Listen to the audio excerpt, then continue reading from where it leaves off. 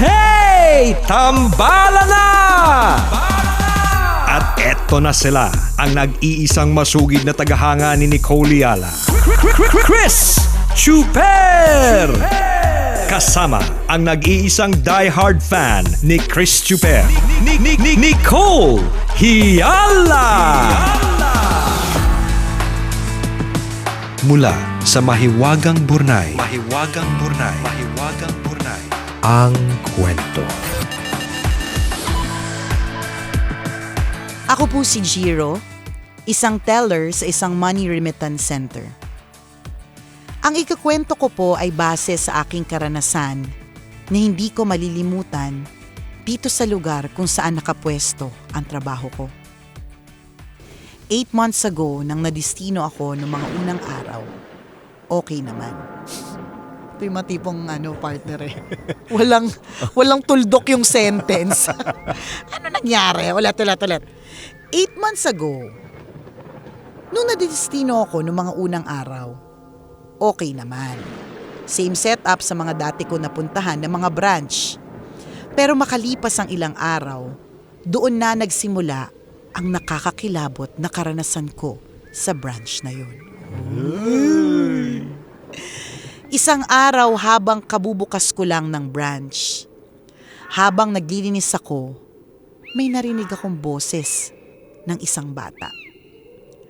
Habang nagwawalis ako, narinig ko ang mga salitang, "Ayun yun, no?"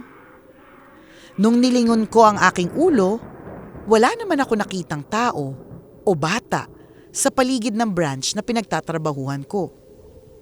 Lumabas ako para tingnan kung may mga bata sa paligid ko. Pero wala naman akong nakita kahit isa. Hindi ko na pinansin yung narinig ko kasi baka naman guni-guni ko lang yun. Isang araw habang nagpa-process ako ng isang transaction, may sinabi ang isa sa mga customers ko. "Sir, pwede pala kayong magsama ng bata sa trabaho nyo? Ang bait-bait naman ng boss nyo." Yay! Sa sobrang busy ko, hindi ko pinansin ang sinabi ng customer. Bagkus, tumingin na lang ako sa kanya at ngumiti. Lumipas ang ilang araw, may customer na naman akong nagsabing may bata daw akong kasama. Inisip ko, ginugood time lang ako ng customer ko na yon.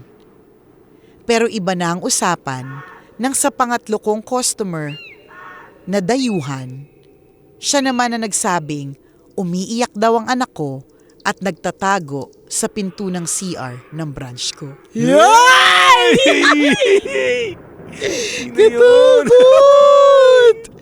Bigla na lang akong kinilabutan at nagpawis ako ng malamig kasi ang sabi sa akin ng customer kong dayuhan ay ang sama-sama daw ng tingin ng bata sa kanya.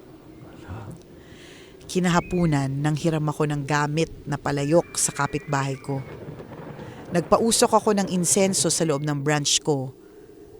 At habang nagpapausok ako, biglang nanlamig ang batok ko. At parang nanlalaki ang tenga ko. Kinabukasan, normal na ang lahat. Wala nang nagsasabi na may kasama akong bata. Kaya napanatag na ang loob ko. Pero biglang nagbago ito pagkalipas ng 1 linggo. Kaya nangyari. Ba't kasi insenso? Kaya nga. Tsaka parang, pero although dapat naman talaga mag-insenso, pero parang, magtatanong ka muna. Kasi parang katulad yan ng, explanation sa akin dati. English kasi hindi ko matandaan. Parang halimbawa yung pagsasaboy ng asin. Diba kaya nga asin hindi mo daw dapat parang sinasaboy na tinatapon. Kasi parang imagine mo kung merong elemento dyan o kaluluwa, tapos tinapunan ka ng asin, mararamdaman mo na nakaka-offend yun. Diba parang ikaw, partner, nananahimik ka, bigla ka lang tapunan ng asin, hindi ka ma-offend. O kaya bigla kang tinutukan ng usok na insenso, hindi ka ba ma-offend? Diba? Anyways. Pero siguro may nagsabi lang sa kanya. Na-invade yung privacy ng mga elemento. So anyways, eto na nga, ang nangyari pagkalipas ng 1 linggo. Habang nag-e-encode ako ng mga files ng customer ko, narinig kong gumalaw ang water jug na nasa lamesa sa likod ko. Nung una, hindi ko pinansin kasi nga hapon na at nagmamadali na rin ako sa ginagawa ko. Pero natigilan ako nang naramdaman ko na 3 beses nang gumalaw ang water jug ko.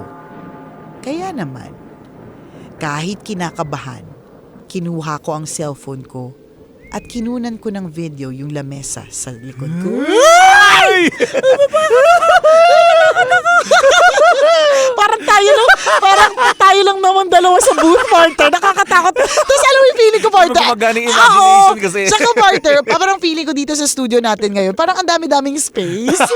So, ang dami-dami pwedeng, nasa likod mo, nasa likod ko, nasa Kailangan tabi ko. lumabig yung loob ng Kaya kwarto. nga, eh.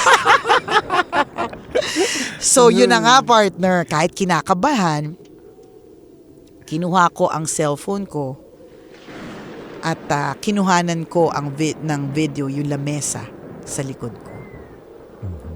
Ang akala ko, wala akong makakita. Pero nagulat ako nang biglang gumalaw ang water jug na nasa lamesa ko. Sa sobrang takot ko, bigla na lang ako napatayo sa upuan at dali-dali na lang umuwi. Kung mapipili niyo po ang liham ko, ipapasa ko sa inyo yung video na nakuhaan ko ng araw na yun. Ayoko! I-PM mo na kay Nicole, dali! Kay Christopher Feliz!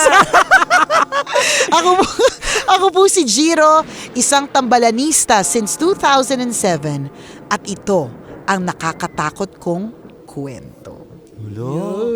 Yung na-imagine ko kung paano niya vinidyo ng pasimple. Hindi po nakaupo siya tapos nararamdaman niya gumagalaw yung water jug sa likod niya. Oo. Yung kunyari lang, parang nag-cellphone lang siya Oo, ng ano ba? ordinaryo. Tatakutin mo na naman ako, Ordinaryo. partner! Huwag ako takutin!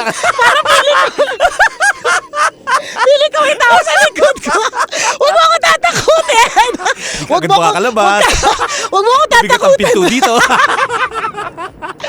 Always your number one. SM radio station.